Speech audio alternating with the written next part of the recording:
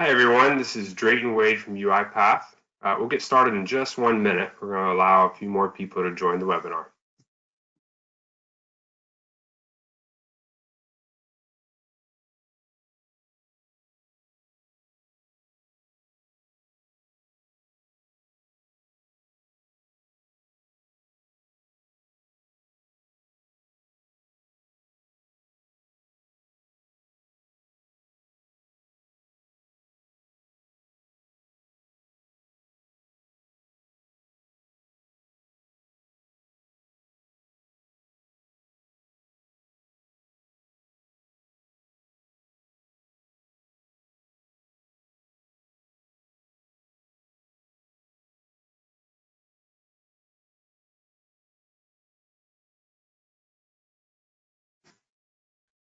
Okay, we're going to go ahead and get started.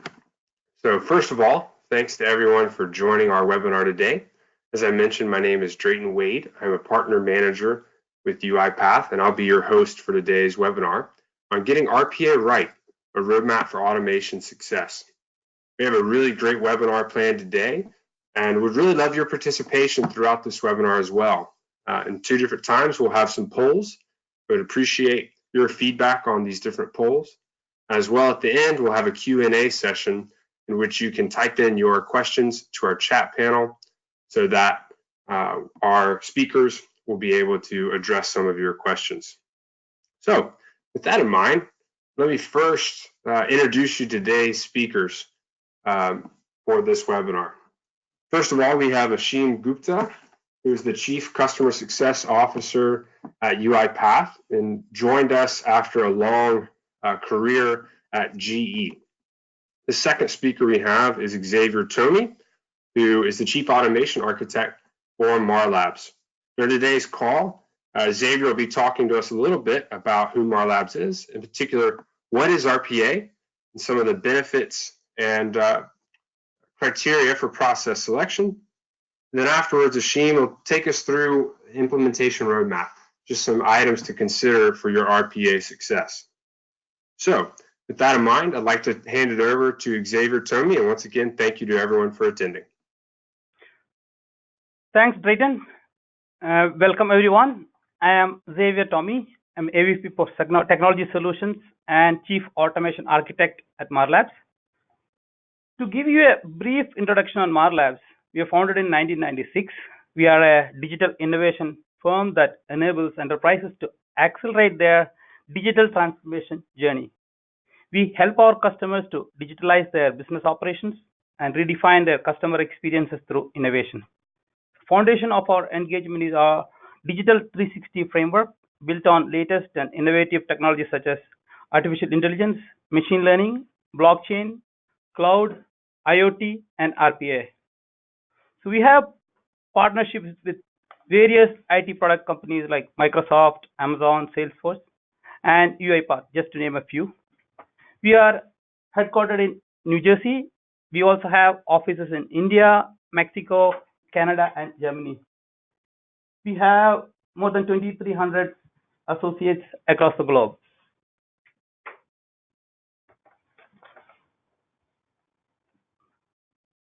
So for the understanding, for the benefit of people who may not know what RPA is, I know a lot of people have signed up today for RPA. It's very hot topic right now.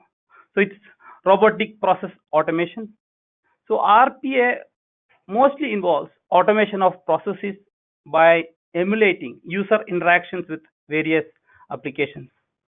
So we have been working on automation for a long time now. Ever since, even from mainframe days, we have been integrating applications. So there are several ways to integrate applications. We use APIs, we use various APIs, we use web services. But however, there are a lot of applications that you will still find that are yet to be integrated. We also see a lot of manual processes across enterprises. So for automation, I would categorize this use cases for automation into 2 categories. One is integrations between various applications. The other one is replacement of human interactions. So there are a lot of reasons why even today there are a lot of applications are not integrated.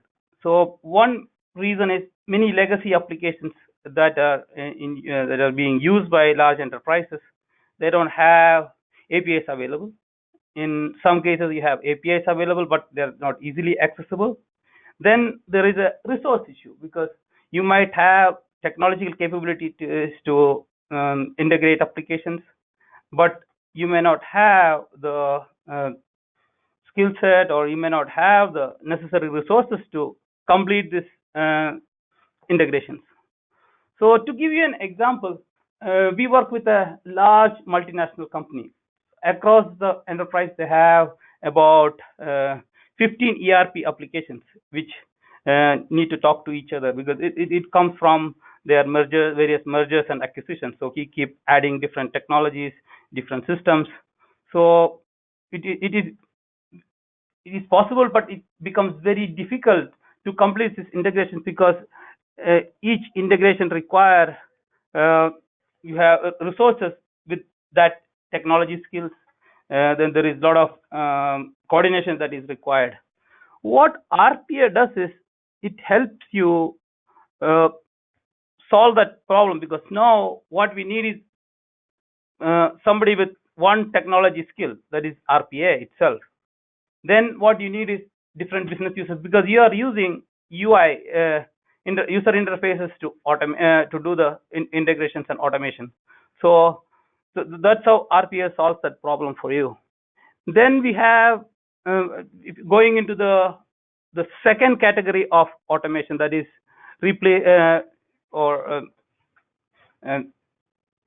augmenting humans to speed up the automation and speed up the processes, as well as improve the quality of the work, right? So and increase your scalability.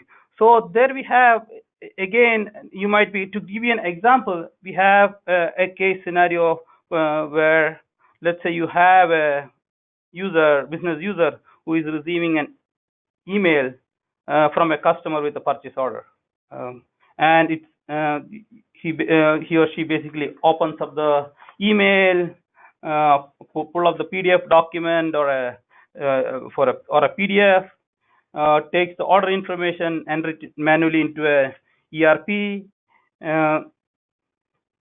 It takes a lot of effort, and there is a lot of chance of errors. So what are there are available automation options, but that again involves usage of application programming interfaces, OCR. So what the major RPAs that we have, like such as UiPath, they have this OCR integrations built in, so which makes this automation fairly easy. So you have a robot can actually go in and read the emails, take the attachments, then read the contents of the attachments, and actually use the manual process just like a human do. It can log into these applications depending on what applications they need to enter this information into, and they can actually enter the data as if it's a human. This RPA can also make decisions just like humans, so it can have that intelligence built into business rules and artificial intelligence. You can augment that, so you can have business rules all built in as part of your process. So the benefits that you will find from this implementation is, like, you can have significant return on investment, you get less errors, there is more consistency, and you can audit what exactly happened. In case of humans, there is that auditability is limited. So, and you can also get a lot of insights from analytics. Moving on to the next slide. So we are just talking about how do you select your processes for automation. So this is one of the major, especially for companies which are getting into RPA, selecting the right process for automation, at least initially, is really important. So you have to consider various criteria like the high volume, high frequency activities, repetitive and transactional activities, and so there are a lot of rule-based activities. So based on these criteria, you can select the right process to automate first.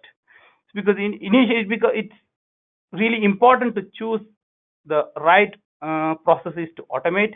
The reason being, you're in the beginning, everybody is looking at you. Something is getting automated. It may, if you are doing it within the organization for the first time, all the eyes are on you, and everybody would like to know what the result is. And if your first use case, if it's not the right use case, and if you you implement it perfectly, but the thing is, if it's not returning, if there is no return on investments, then it can affect the outcome, and the entire organization might lose interest in the whole process.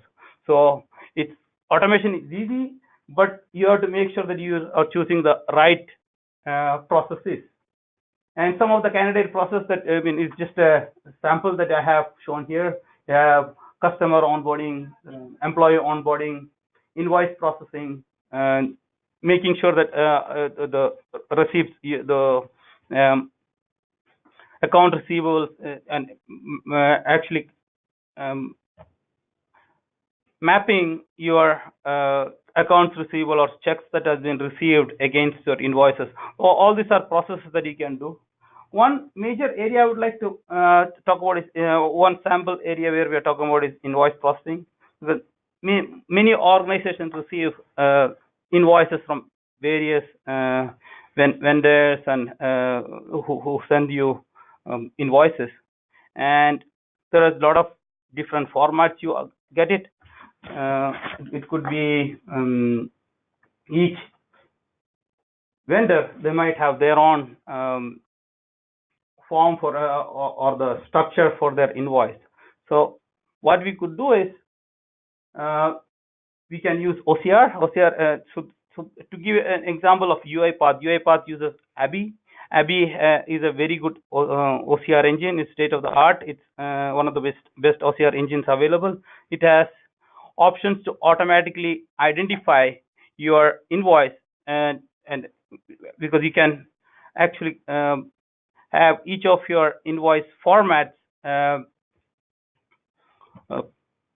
identified, and it can automatically identify these invoices, and it can actually read information directly from these invoices, whether it's a date of the invoice, the invoice amount, purchase order number, all those things. It can automatically read. Moving on to the next slide, implementation considerations. So governance is an important thing because it's a RPA is like it's a process that it can be a long going project because you keep implementing more and more processes. As you get more and more successful, you can add more and more processes to your list. So you need to have a governance team. It will involve your stakeholders, your business users, and an IT representative who is going to help you with the whole process. And the other thing what you have to note is the redesigning of your roles, because sometimes automation, your manual process, it may not stay as it is, because you have to make some changes to your roles. And the next one more thing is the digitizing of data. I mentioned earlier about OCR. OCR helps you to digitize your data. Sometimes it could be in various formats. It could be handwritten notes. It could be emails. So everything you need to have make it, because semi-structured data, you need to change it to a structured data. Then the expectation management. So you need to set the right, just like any project, you have to set the right expectations from the outset. So, so Drayton, thank you. That's it from me. Drayton, okay. Take over. Great. Hey, Xavier, thank you so much for kicking us off there. I believe we're going to be launching a poll here in just 1 second as well. And if you could please participate, we'll run this for about a minute. and it'd be really helpful in us having an understanding of where you are in your RPA journey. While we're waiting on that poll, one thing I wanted to reiterate from what Xavier was talking about is when you're looking in your RPA journey, it's important to think of those different use cases. And we at UiPath are seeing this happen really across all lines of business, whether it be IT, finance and accounting, HR, supply chain. There's a lot of different manual and repetitive tasks that take away time for our employees to work on higher value work. So with that in mind here, it looks like we have a few more seconds for the poll. Interesting to see a lot of people maybe in the earlier stages, of their RPA journey. And so this next session that we'll have with Ashim will be really helpful in helping you to understand the roadmap and kind of the process, around implementing RPA within your organization. So a little bit spread out. Some people are already doing some implementations. A lot of people thinking of RPA. And so with that in mind, we're going to hand it off again to Ashim Gupta, the Chief Customer Success Officer of UiPath. Ashim?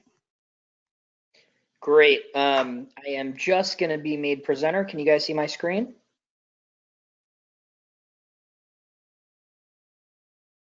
Okay. I'm assuming, did you guys make, the presentation is showing, correct, Drayton? No, not yet, Ashim. Okay, Marlabs, do you guys mind passing it over for me? While we're waiting for that, just to keep everybody moving. So I really want to thank the Marlabs team, Xavier, Drayton, and everybody on the phone for spending time. This is a passion of not just UiPath, but of a lot of the people in UiPath, including myself. And it's great to spend time with all of you here today. So, my goal is to talk to you about the RPA, to talk to you about the RPA journey, and what do you need to consider for success. And given the spread out of our group here, it'll be good to talk about the various stages. So let's jump into it. Just really quick about UiPath. Numbers wise, we are not a small company. I would say, we're considered the industry leader in RPA. You can see that by a lot of the analyst groups. But more than that, when you look at our customers, the likes of so many Fortune 500 customers, we have great customers like Japan, SBC Bank in Japan, who have over 2,000 bots and have really transformed the way they're working. And then, across the public sector, our liaison with the public sector, we just heard a minister in the UK speak at one of our events. We have a lot of the federal governments, including many of the large agencies thinking about this. And what I would say most important, even though we have the dollar value there, is the employees. We were 300 people probably not more than 12 months ago. We're scaling to about 1,500 today, and I would assume at the current pace of growth, next year we're going to be over 2,500 to 3,000 employees. We've got great investors. We've got Capital G. We've got Kleiner. We've got Excel. In our latest announcement, we also have Sequoia. So we really have the industry leading thought of venture capital here. And why that's important is not a bragging right, but it speaks to the credibility and the depth of that we're trying to go through. And then we also have access to great partnerships that investors like Google and et cetera bring to our portfolio. So what is the journey? A lot of people start RPA and it's easy to get lost in the details. To start thinking about the journey, it's good to step back and look at the overall ramp of what RPA is. So, there are 4 phases that really go across this. So you have the start of RPA, which is really in the exploration mode. And that is where people have 5, 10 bots live, really simple POCs, or even how they're thinking about it. We have a number of our customers that have 200 plus bots already. And that's when RPA becomes at scale, where it becomes a significant part of the strategy of the business unit for both productivity and capability. And then the third stage is where you really start thinking about a digital workforce. I would say the process automation is in that second stage. The transformation where you have our human employee base working with robots at scale on day-to-day tasks, large processes, and where it is highly interactive, that starts getting to a digital workforce, what we'll talk about. And then we at UiPath have this vision of what we would call the gigabot economy, where really you start crossing borders. You break paradigms of today's business transactions, and I'll walk you through a few examples of that. So starting the journey, I was looking at the survey results. 38% of the people are thinking about RPA.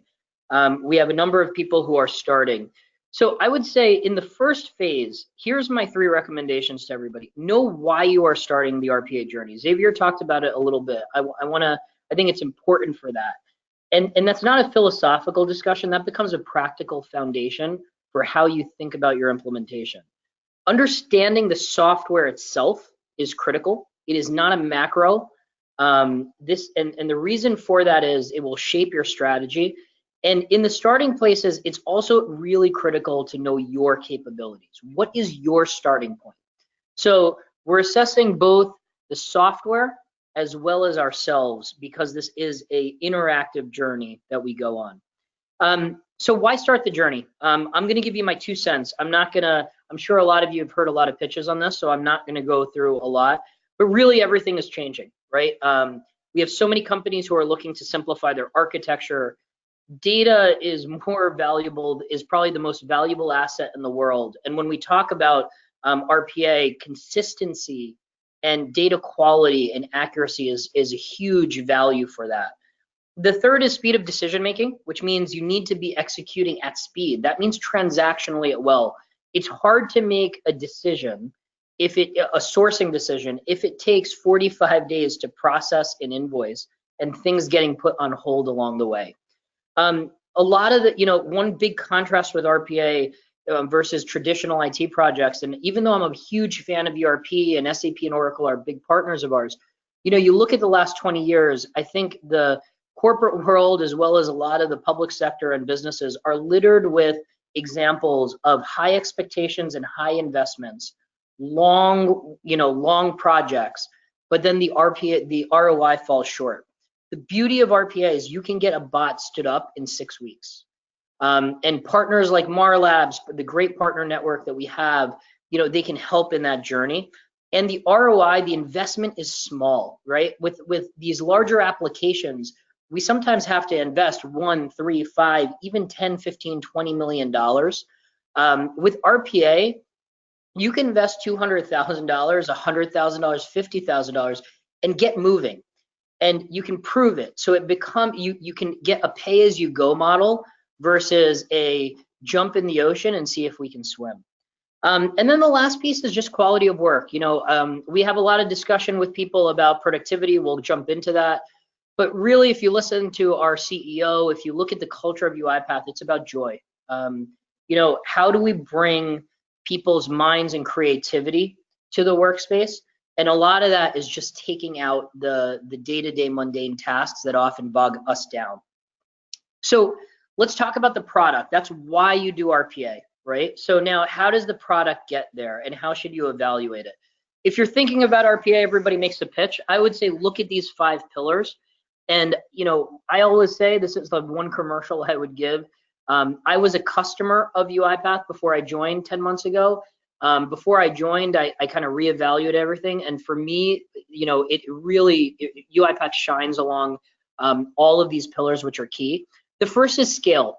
From that first chart, this is not about what is the software that allows you to get one bot live. This is a journey where you want to get to that 200, 1,000, 5,000 plus bots. So you need something that can be done at scale. That means product architecture. And that means just being able to have the capacity and the features to expand across your base. Security is huge. We'll probably get a lot of questions on that. Controllership, cyber. I believe RPA is a strengthening element of it, but you need to have a solid platform, right? It's anything in this day and age where we change a paradigm, it gets under intense scrutiny, and RPA is no different. The second is a path to AI. So, I'll talk about the openness of architecture. Often in RPA software, you're going to have a choice between having a closed architecture or an open one. UiPath is both in our culture as well as our product, we're open. which means you can use other OCR engines seamlessly. Those are examples. And our path to AI, while we have embedded AI capabilities, it opens up your AI program to easily come into this. And then the last one is the ease of use in ecosystem. So ease of use is huge. We'll get into it. 70% of your cost is going to be development of bots. So the faster you can develop, the more people that can learn the software easier, will get you the faster ROI. And the ecosystem, how do you innovate together? We have huge technology alliances. Having Google, Abby, Tableau, having all of these types of people who are partnering with us is a big deal. So, the ease of use is the one that I would stress so much as you're looking at this with your teams. Proving your capabilities. So you get your pilot started. You're moving in what you're able to do. It's always important to see. I see so many customers get stuck, and they forget to assess. There is infrastructure concerns. This is software, right?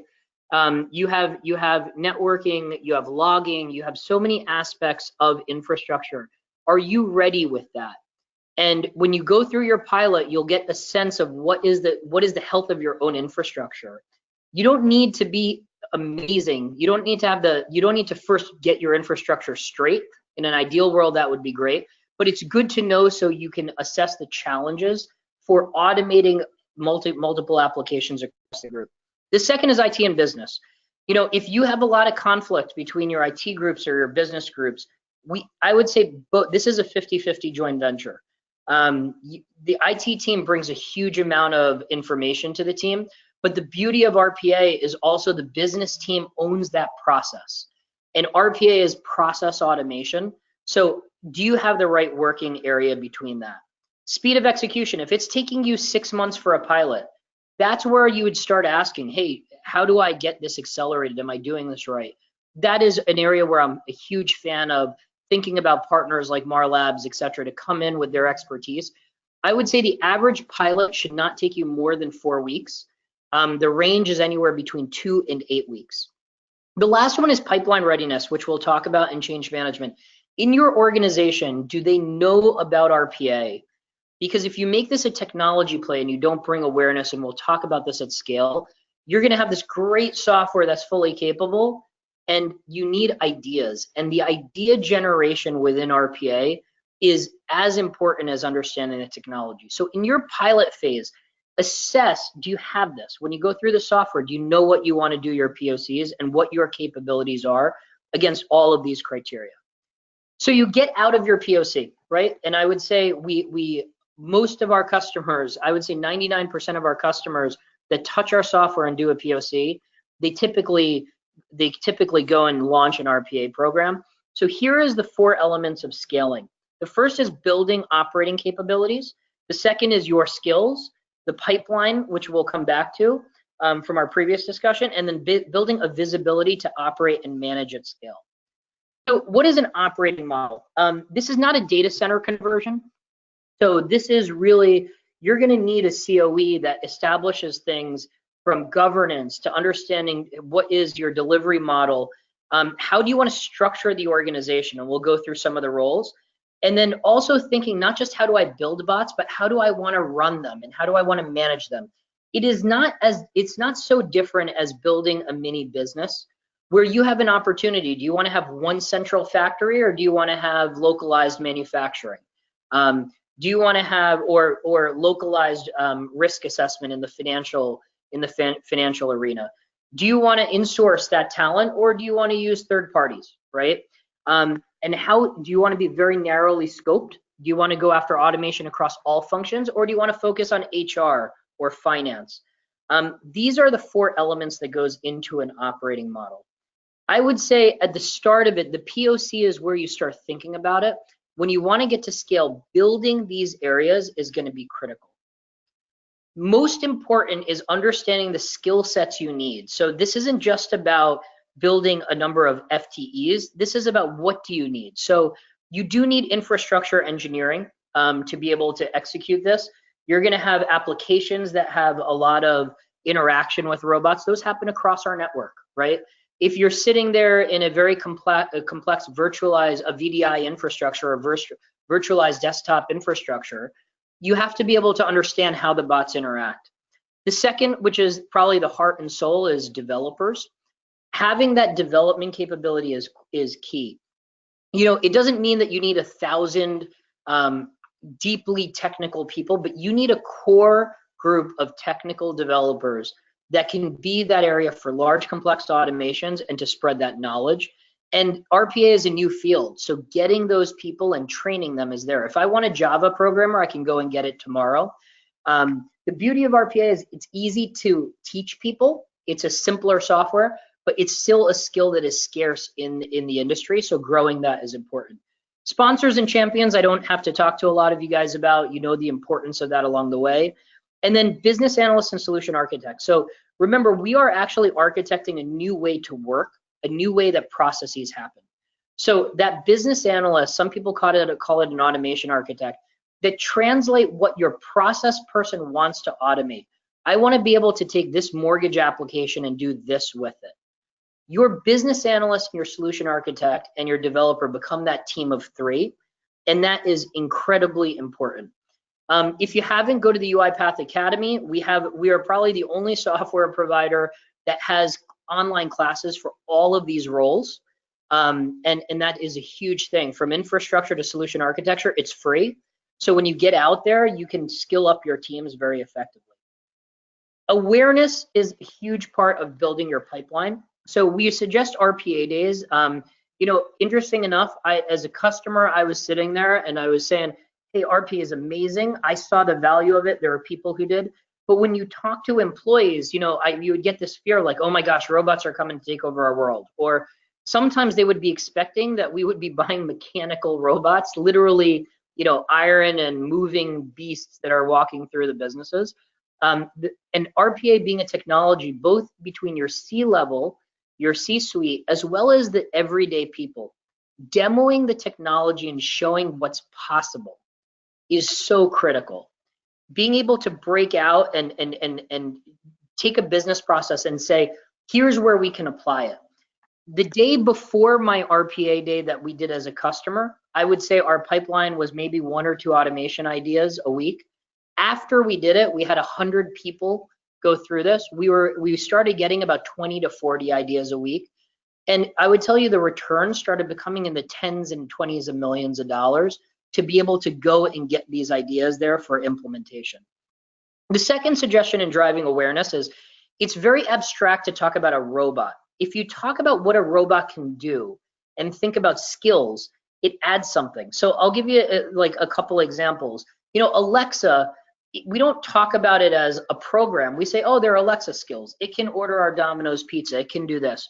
Well, robots can audit and correct data automatically. Robots can reconcile data sets. Robots can download and upload files automatically. Robots can mimic keystrokes, and you can have a robot that is an account reconciliation robot. Being able to talk about it about skills and personalizing from the business persona way back is a much easier way than talking about RPA as a complex software. So now you get this pipeline, you have your operating model and these skill sets, and you're churning out a factory. That's not success, because now you have to manage this workforce and manage the pipeline.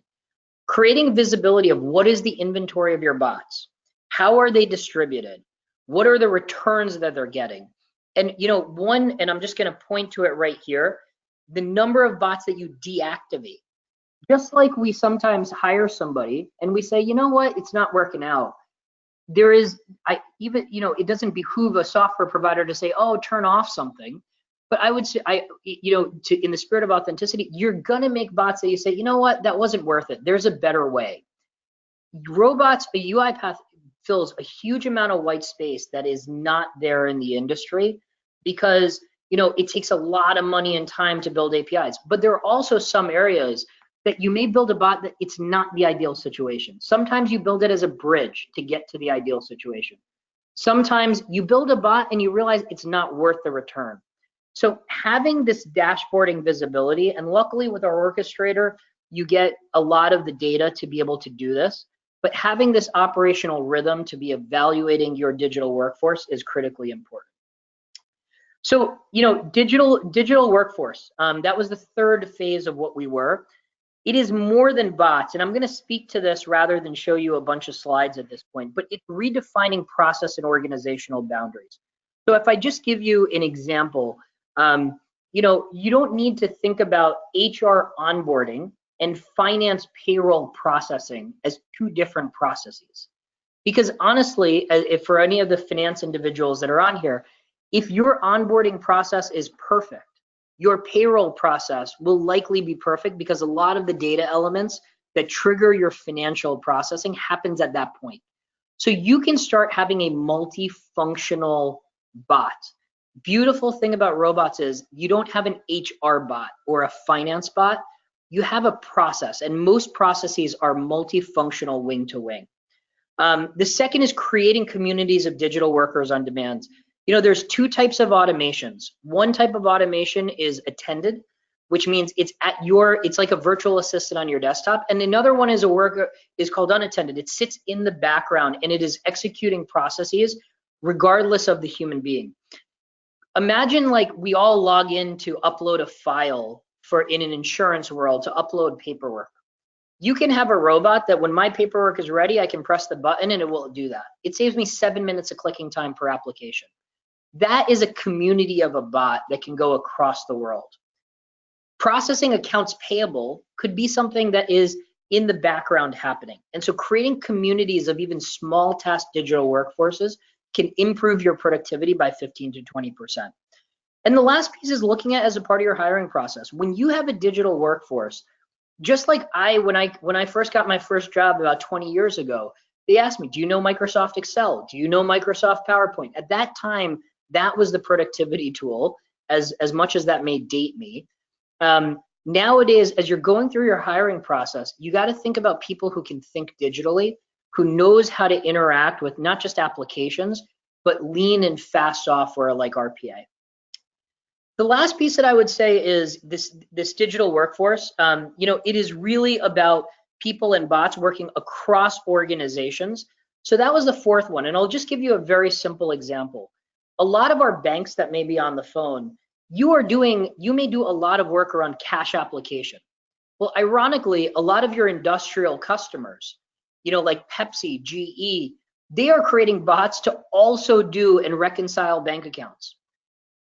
Robots are not just functionally agnostic, but theoretically they can go cross organization. And Marlabs opened it up and started talking about blockchain. As those types of technologies happen, RPA is very fast to scale across organizations because it is adaptive and it is a simple software. It is much harder to implement a large scale ERP or Salesforce or payment application between companies. But RPA is like a worker that can walk into two doors very easily versus trying to build two connected buildings. So with that, that's the journey. And if I just step back and give you kind of a couple thoughts on it, that journey is not an easy one in all cases, but it is far easier and far more rewarding than the 7 to 10 year journeys we've been on traditional IT transformation. My suggestion is get in and try it. For people who are just at the starting stage, make sure that you get in there and just start a POC. If you don't have ideas, call partners like Marlabs to get that going. If you're in the middle of an implementation, you should be seeing an ROI in 4 to 6 months. It should not be a 3-4 year ROI for simple processes. More complex processes, maybe a year, but those are the types of things and that investment. Make sure you're looking out there. There's a huge community now across the enterprise to do so. So with that, I'll turn it back over to Drayton, and I think we can take some Q&A. Yeah, thanks, Ashim. Hey, right before we do Q&A, we are going to run one more poll. I would ask for you to participate in that again. Asking, do you see RPA as more on the business or technology side within your organization? So we'll let that run for just 1 minute here. Perfect. And maybe they can send the screen back. Oh no, sorry. I'll open the poll here. I think we're good there. Yep, you're right. So that should be coming in here shortly. Looks like both most likely is gonna be the answer. And as Ashim mentioned, we are going to move into a time of Q&A. I'll be moderating this session with both Xavier and Ashim. So please send in your questions to us, and we'll be happy to answer those. If we don't get to them all today, I'm sure the Marlabs team will follow up with you to make sure that your questions are answered. So it looks like we're towards the end of voting on the poll, and both, which I think falls very much in alignment with the Ashim was mentioning earlier of having to have that IT and business relationship and partnership within an organization. So with that in mind, we're going to move into some Q&A here. And first of all, I have a general question for Xavier, actually from Marlabs, to start us off. When we looked at the poll earlier, and a lot of people are pretty early in their RPA journey, right? They're interested. So how does Marlabs help organizations really get going and help support organizations early in their RPA journey? So thanks, Drayton. That's a great question. We work with our customers very closely. So in many cases, customers have some idea about some use cases they would like to automate. What we do is we help them with that. We also try to look into some of the other use cases they might have, so that in some cases we might find that may not be the right use case for an initial pilot. So we will help them identify that process that they can automate first. We initially do a proof of concept, and then we work closely with the customer to do a pilot. So throughout the process, we help them through the entire process. We handhold the team. We can also help their business users understand more about RPA. We can help them with learning the RPA more. So we also do that as part of the process. So because the idea is ultimately they themselves should be able to run this going forward. Great, thank you, Xavier. A second question here for Ashim, and I think it's a really good question from one of our attendees today. They ask, how have you seen companies who have grown to scale in their RPA journey manage the durability of processes over time when some of their applications or tools may change? Yeah. Your thoughts kind of on the durability of bots and processes. Yeah, so one is definitely there is maintenance with bots. So what I don't want to do is leave here and say everything is just simple and bots run forever. So the question is right on. I've seen about 30% of the cost of a COE go towards maintaining robots and maintaining them. I would say there's two elements of the question. The first is what have we seen done companies do well? First is having an inventory where they understand the applications of which their bots are interacting with. And most organizations have application owners, right? So who owns SAP? So when you know if you're going to move from ECC to HANA, here's what you do. You have, Salesforce, you have homegrown applications. So making sure RPA is not a corner shop, but it is well integrated. And that's one of the key reasons why IT and business partnership is important. So having that understanding of what the applications are, so you can proactively understand when applications will change. When does the UI or the user interface, which is often used by a robot, when is that going to change? I've got great customers, that I can't name the logos, but if you have questions, we can connect you with them, because they've really started a good, robust way of having that as a part of their operating rhythm. The second is on the process side. Robots we've a lot of times, and you'll see this also have relevance to security, they are treated as contract workers. So if I am the claims processing lead, the robot is not, oh, it's automated, it goes into the back room and there it is for IT. It is my worker. So just like we have a communication mechanism and a protocol about managing our team and alerting them for change and engaging them, the COEs are important to engage and for bots. So, if you have that claims processing bot, it's owned by that claims worker, and that business analyst in the COE model that I talked about, whether federated or centralized, becomes the point of contact to be able to talk about, oh, processors are going to change. We have a regulatory change. Things are going to be there. And the greatest thing is it can be done at scale. So once you teach one bot, that bot can go and be replicated across all of the processes. Whereas on the human side, it often takes us to have to train individual people and decide for their ability to digest the training. So, the way that I would say there's a benefit of RPA working at scale, and even though it requires work, having that connectivity is the way that I've seen good companies manage it. Thanks, Rashid. That's really helpful for organizations looking at this, as a strategic initiative. We also have one question, Sheem, I'm going to ask you again, and then Xavier can comment if he has anything to add. We've had a few questions now about RPA tech infrastructure, right? And you were talking about doing an assessment of that early on. One question that came up was, are there any just general tips kind of on starting off with your RPA infrastructure and making sure that environment is in place as you look to scale? Yeah, the first one is to definitely involve your infrastructure team and have a strategy of whether it's on cloud or on-prem. Obviously security requirements, networking requirements differ. So understanding the landscape of your infrastructure is important, as well as the infrastructure upon which your applications and the processes that you want to automate. If a lot of your processes are on the cloud, you may not want to have, you're going to have to figure out if you want to put RPA on-prem, how that's going to interact and vice versa. So that would be one tip. The second is, as you scale, one of the key areas is like group policies and access, because oftentimes a bot is attached to a person. Their access can impact which proxy servers, which proxy servers or which areas do the bots have access to, which is important for them to complete their overall job. And the third is if you outsource your infrastructure, right? You have vendors managing it. That is something that vendors look at, and they often see it as a threat. So if you have a managed service and certain applications are sitting on your BPO or your managed service provider, they would look at RPA and say, oh, that's going to help drive productivity. I may lose revenue. And a lot of our good partners who do managed services are not like that, but I've seen cases where vendors themselves become a block. And to be able to have that right governance structure with your vendors and connectivity with your organizations is important. So those would be 3 common tips.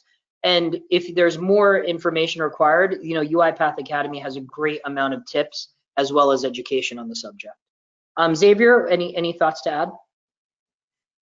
Yeah, so I agree with you. And what we have seen is typically the orchestrator. It may be a good idea to put it on the cloud, because when you have multiple locations, you have bots at different locations. So it may be a good idea to put it on the cloud. And actual bots, it can exist wherever that process resides. So that's my take on it. Great. Thank you all. One other question we have here is, and I'm going to direct this one to Xavier, is someone was asking about, I guess the repetitiveness of different use cases, right? And the similarities they may have from organization to organization. Xavier, you were mentioning an invoicing process earlier using OCR. Have you seen this as a use case in a lot of different organizations, or do you see this as you see their benefit in customers, learning from each other within this space? Yeah, definitely. That is one of the use cases that keep coming up. Many organizations want to automate the invoicing process, and it typically involves OCR. And OCR is like it's not very easy to implement. What UiPath does is it actually integrates out of the box with the 3 OCR engines. So you have a lot of options, and it can use Google, it can use Microsoft, as well as Abby. And we have seen tremendous success with Abby because it offers a lot of options. It also gives you a confidence level, so you know whether the system is able to read it correctly. Especially when you are handling handwriting and all that, it becomes a little tricky. So Abby actually gives you a confidence level after reading the document. It will tell you how confident it is. So we can redirect this those documents which have less confidence level for reading to do a manual process itself. So that's what it is. Yeah, no, that's great. Thank you. I think you see that really in a lot of different use cases that are common, right, across different customers, where they're very similar, just dealing with perhaps a little bit different applications. A lot within HR and finance and accounting is certainly going to be that way, as well as supply chain is another common case where we see that. So, Ashim, a question for you here as we're getting on the last few minutes. Someone asked, where is the entrepreneurial capital flowing into the RPA as an industry? What are some of the partnerships or organizations around UiPath and the RPA vendors that are helping to support the adoption, and growth of this technology? Yeah, I would say it's coming in from everywhere. Large applications like Oracle and SAP. We have great conversations. We have active partnerships moving because there's obviously white space within their areas, and there's opportunity where RPA accelerates people to get to their cloud platforms, as well as helps in the ROI as people are putting in their ERPs. You see a lot of, whether it's Tableau or Kibana, I showed you examples, but reporting and monitoring is a big area. So there's partnerships there that we have and people looking at it. A lot of the AI technologies, they look at, RPA as the muscle. A lot of people have had areas where they have intelligence and brain power, like OCR or intelligent OCR, but now having the muscle of RPA to drive it across the whole process. So AI platforms and computational platforms are a big piece, which we love because it makes RPA smarter, and they love because it makes AI practical and impactful in the organization. And the last one is, the traditional BPM and workflow management spaces. You see a lot of interest in that with RPA because they have a way of helping humans get through workflows more consistently. But now all of a sudden you put that together with RPA, you have the ability for humans and robots to interact in a structured way. So when you look at those categories, those are just some of the examples. And then we have ongoing alliances with larger areas like Google, who are playing in so many fields, from natural language processing for call center automations. There's a huge number of areas for these larger and periphery AI spaces that we are also working with. Yeah, and I know I'm the moderator, but I'll add one comment on that too. I know that Marlabs and our partners like Marlabs are, working to and investing their own capital into building different solutions with UiPath, whether it be particular use cases that are common, or even sometimes integrations with AI, as you were talking about. So I think there's a lot of development activity going on throughout our whole partner ecosystem that's helping in that space. So we're getting a little bit short on time. Ashim, I do want to ask one last question here, if we could. You talked about with the typical pilot, perhaps around 4 weeks, and that RPA is really a pretty fast technology to implement compared to your traditional, multi-year implementations and scale. If you could, just what are some of the reasons for that with UiPath and the RPA platform? Some of the maybe just key technologies or features that make those implementations faster? Yeah, sure. I would say the technology itself. So one is, for the industry of RPA, large scale they have very specific boundaries to make them work and prerequisites, right? If you have an ERP, you need a general ledger, you have integrations across your other applications. Just the architecture and its purpose. The purpose for the old scale ERPs was trying to connect enterprises in a seamless way. And when you look at that, connecting 50,000 person enterprises, 10,000 person enterprises, even 2,000 is mind-boggling. RPA is what I would say, it's kind of like water. You could deploy it like a pond, you can deploy it like a puddle, you can deploy it like an ocean. And so the speed is its flexibility. you can decide that I just need to get these 4 tasks automated. I built my first bot 3 days ago, and I did something very simple, just a way of downloading and keeping me up to date of who have I talked to last and who do I need to connect with. And it automatically kind of works to help keep my connections up to date. That is a small task. But then we have companies who are automating claims processing from start to finish using robots, which is an enterprise level task. And so the fact that RPA can do that is huge. UiPath, in terms of the speed, is really the ease of use. So when you go and you talk to a business user about accounts payable processing, or we'll do something else, CRM, an order management processing, they can name the application, but they don't really see the technology. They define, in a good implementation, you still define the process together, and then you send RPA, you send your team away, and then they dazzle you with the UX, right? With RPA, you can open it up and see the automation, and that is hugely powerful. And the ease of use of RPA for the developer community, it may take you, I had an example with a customer that they spent about a year trying to figure out an API to move stuff between a mainframe system and an ERP. It cost them over $250,000, and it still was not going right.